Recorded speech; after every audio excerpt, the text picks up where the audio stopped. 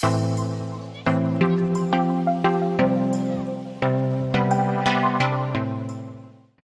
we call born again? When I go through the baptism, why we call born again? பழசு சாகணும்.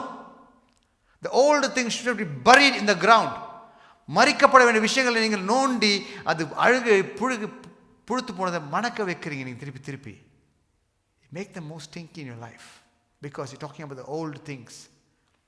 அவன் எனக்கு அப்படி செஞ்சிட்டான், அவங்க நேற்று அப்படி பேசிட்டாங்க, அவங்க அது பண்ணிட்டாங்க, நான் இப்படி இருந்தேன். எப்படி பழசாம பேசி பேசி கெட்டு போகிறோம்யா.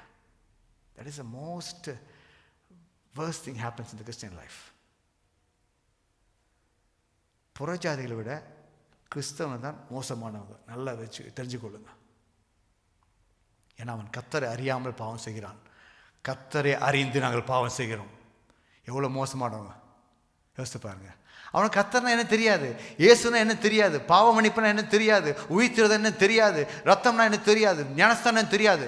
அவன் பாவம் செய்கிறான், அவன் மன்னிக்கப்படுவான். அதான் கர்த்தர் சொன்னார், என்னை அறியாமல் இருப்பது நலம். என்னை அறிந்தீர்களானால் உங்களுக்கு பிரச்சனை தான். அவர் அறிஞ்சா அவருக்குள்ள நடக்கணும். அதான் சொல்றார், நீ எனக்குள்ளும் நான் உனக்குள்ளும் இருந்தால் அல்லவோ நீ கேட்பது உனக்கு அருளப்படும். அல்லேலூயா. அப்போ பழைய காரியங்கள் நாங்கள் பேசுகிறோம். கர்த்தரை அறிந்த நாங்கள், கர்த்தருக்குள் ஞானஸ்தானம் பெற்ற நாங்கள் பழைய காரியத்தை பேசுகிறோம். முந்தினவைகளை நினைக்க வேண்டாம். Do not think about it. நினைக்கவே வேண்டாம். பூர்வமானவர்களை சிந்திக்க வேண்டாம். சில பேர் தனியாக பார்க்கணும், அப்படியே இருப்பாங்க. என்னப்பா யோசிக்கிறேன், நினச்சே பார்த்தேன்ப்பா, நினச்சேன் சிரிப்பு வந்துச்சு. உண்மையா நான் தொலைக்காட்சியில் இருக்கும்போது, நிருபராக இருக்கும்போது, ஆங்கராக இருக்கும்போது, தொகுப்பாளராக என்கிட்ட கேட்பாங்க, அடுத்ததாவது ஷோ செய்யணும் பிரசன்னா, லெட் மீ நோன்னு. எனக்கு வந்து ஐ ஆல்வேஸ் திங்க் மோ, அப்படியே திங்க் பண்ணி கொண்டு இருப்பேன். அப்போது நான் பாத்ரூம் போனேன். பாத்ரூமில் இருக்கும்போது திடீர்னு சிரித்தேன். நான் சிரித்த உடனே எனக்கு என்ன பழைய ஒரு காரியத்தை நினச்சேன், சிரித்தேன். நான் டக்குன்னு யோசித்தேன், இது ஏன் ஷோவாக பண்ணக்கூடாது அப்படின்னு டக்குன்னு வந்துச்சு. உடனே ஃபோன் எடுத்தேன், கேமரா ஒன்று சொன்னேன், நாளைக்கு கேமரா ரெடி பண்ணு, ஸ்கிரிப்ட் ரெடி. என்னன்னா நெஞ்சம் மறப்பதில்லை அப்படி ஒரு நிகழ்ச்சியை பண்ணேன் நான்.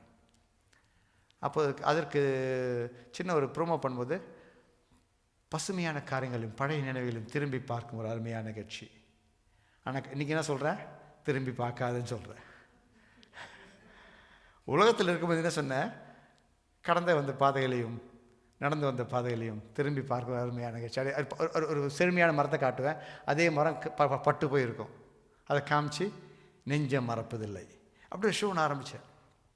அது நெஞ்சம் மறப்பதில்லை அது ஒரு நிகழ்ச்சி ஆரம்பித்தேன்.